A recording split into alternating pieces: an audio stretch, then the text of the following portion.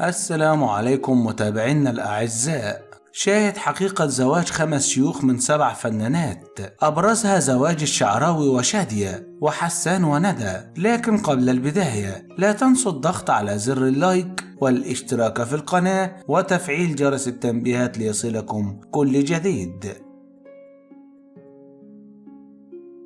صفاء أبو السعود والشيخ صالح كامل. كشفت الفنانة المعتزلة صفاء أبو السعود قصة التعارف بينها وبين الشيخ صالح كامل، وقالت تحكي في مجلدات وليس في حوار، لكني سأكتفي بأن أقول أن الشيخ صالح كان ينتج للعديد من الفنانين، وهو في ذلك الوقت صاحب شركة إنتاج إعلامي بالرياض، وكانت هذه الشركة تنتج أعمالا بالتعاون مع العديد من الفنانين المصريين، وأنا كنت ضمنهم. وبالطبع هو كان يراقبني من بعيد ويراقب تصرفاتي مثل أي شخص يرغب في الزواج بفتاة، وكان يعرف أسلوبي وتصرفاتي وأخلاقي جيدا، ووجدني مناسبة له كزوجة، ومن هنا تم الزواج. وكان الزواج نقطة تحول في حياتها، فاتجهت إلى العمل الإعلامي. الفنانة شادية والشيخ الشعراوي. كان اللقاء الأول الذي جمع بين الشيخ محمد متولي الشعراوي وبين الفنانة شادية عن طريق الصدفة في مكة المكرمة، حينما نزلت شادية من الأسانسير ليدخل الشيخ الشعراوي ولم يكن يعرفها. شادية تعرفت عليه وقالت عم الشيخ أنا شادية، فرحب بها، فقالت له ربنا يغفر لنا، فقال لها إن الله لا يغفر أن يشرك به ويغفر ما دون ذلك لمن يشاء. الفنانة المعتزلة كانت وقتها تؤدي العمرة مع الشاعرة علية الجعار، مؤلفة أغنية في مدح رسول الله صلى الله عليه وسلم غنتها شادية على المسرح ليلة المولد النبوي الشريف، وقد انهمرت دموعها حين قالت يا نبينا يا ختام المرسلين، آدي حالي وحال جميع المسلمين، خد بإيدي يا نبينا، خد بإيدي يا ختام المرسلين. كانت هذه الأغنية نقطة تحول كبيرة في حياة شادية، وآخر مرة غنت فيها بعد 40 سنة من نشاطها الفني، والذي طوى في هذه الليلة إلى الأبد. بعدها سألت شادية عن منزل الشعراوي وذهبت إليه وقابلته، وكانت جلسة طويلة بينها وبين الشيخ الشعراوي، وتحول نشاط شادية بعد ذلك إلى القرآن والصلاة والعبادة وعمل الخيرات وقيام الليل الذي كانت تنتظره بفارغ الصبر، لأنها تجد فيه المتعة، كل المتعة في رحاب الله،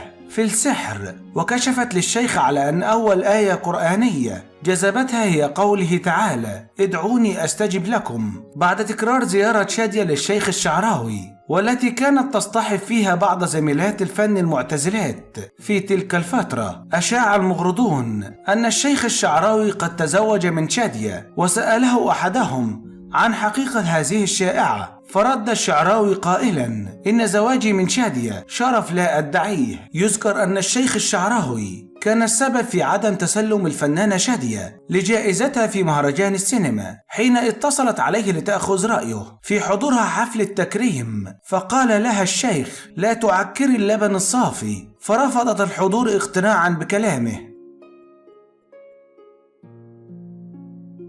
الشيخ خالد بن عبد العزيز آل سعود وثلاث فنانات. بينما جمع رجل الأعمال والشيخ السعودي خالد بن عبد العزيز آل سعود بين 3 فنانات، وهن سهير رمزي والفنانة صباح والفنانة شمس البارودي. شمس البارودي تزوجت الفنانة المصرية شمس البارودي في بداية حياتها الفنية من الأمير السعودي خالد عام 1969 في حفل زفاف أسطوري، ولكن هذه الزيجة لم يكتب لها الدوام، حيث انفصل بعد 3 أشهر، وقد حصلت البارودي على لقب أميرة بعد زواجها منه.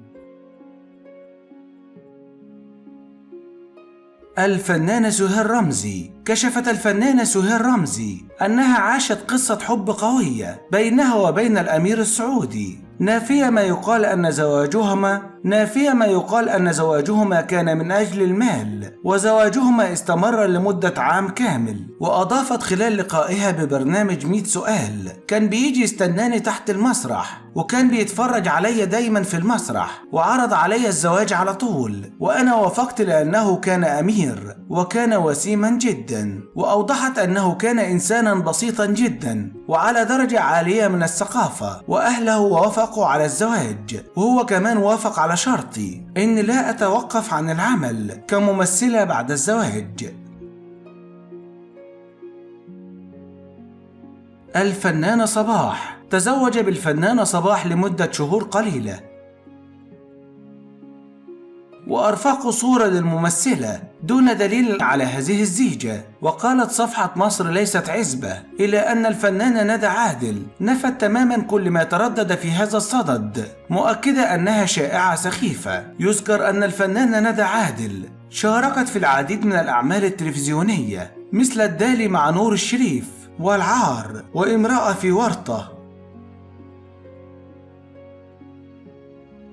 الفنانة سما المصري والنائب السلفي أنور البلكيمي في مارس عام 2012 ظهر اسم سما المصري ليتردد على الساحة الفنية، خاصة بعد اعتزامها إنتاج فيلم بعنوان على 1:30 لتظهر من خلاله بملابس ساخنة للغاية. ومع النقد الكثيف الذي واجهه هذا الفيلم، خاصة وأنه كان لفنانة وراقصة غير معروفة حينذاك، ظهرت أزمة سما مع نائب البرلمان السلفي أنور البلكيمي، حيث ادعت وقتها أنها تزوجت منه عرفيا، مستغلة الضجة التي أثيرت حوله وقتها حين أعلن أنه تعرض لحادث مما جعله يخضع لعملية جراحية في أنفه، على الرغم من أن الحقيقة كانت عكس كذلك، وهي إقبال النائب السلفي على إجراء عملية تجميل بأنفه. انتهى الفيديو. لو عجبك الفيديو لا تتركنا قبل إعجابك بالفيديو، واشترك في القناة ليصلك كل جديد.